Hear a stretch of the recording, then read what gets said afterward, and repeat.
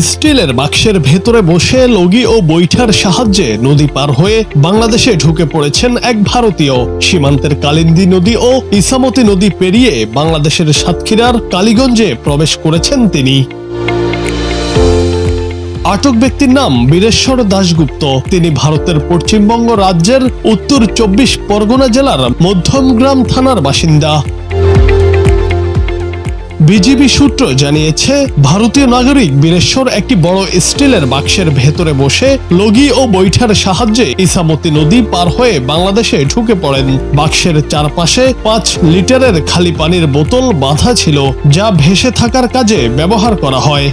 এটা আসলে মূলত এই যে নাজিমগঞ্জ একটা খেওয়া ঘাট আছে না, এখানে এই অত্র এলাকার জনসাধারণ ছেলেপিলি চোখের নজরে আমাদের নজরে পড়ে, জনসাধারণের নজরে পড়লে এই বাক্স সহ তাকে আটক করছে। হ্যাঁ, আটক থেকে আমি আমার অধিনায়ককে জানাই, আমার কথা বলছে তাহলে পুরো ডিটেল জানেন কিভাবে এখানে আসলো, আর সীমান্তর ল হিসাবে তাকে যা কার্যক্রম করার দরকার।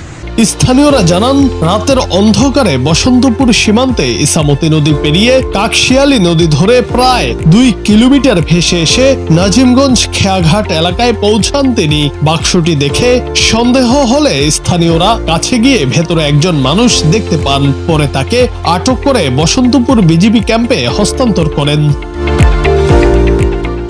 জিজ্ঞাসাবাদে আটক ভারতীয় নাগরিক বীরেশ্বর দাশগুপ্ত জানান, বাক্স বানিয়ে নদীতে নেমেছিলেন। পরবর্তীতে জোয়ার তাকে ভাসিয়ে বাংলাদেশের মধ্যে নিয়ে এসেছে।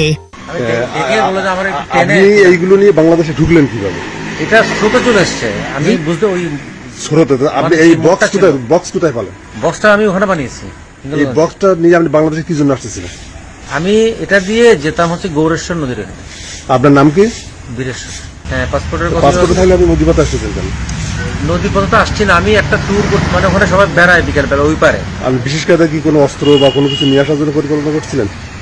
এটা করে কি করে আমি বিকেল বেলা, আমি 3:30টার পর থেকে নিয়ে বেরোবো। আপনি কি কোনো অস্ত্র বা কোনো মাদক সাথে? আমার রেকর্ডের মধ্যে ভারতে আমার রেকর্ডে কখনো কোনো পুলিশ মানে কেউ যে আপনার এই বিষয়ে জানতে চাইলে কালীগঞ্জ থানার ভারপ্রাপ্ত কর্মকর্তা মিজানুর রহমান জানান, বিজিবি আটক করে তাকে থানায় সোপর্দ করেছে। তার বিরুদ্ধে অবৈধ অনুপ্রবেশের অভিযোগে মামলা হয়েছে বলেও জানান তিনি।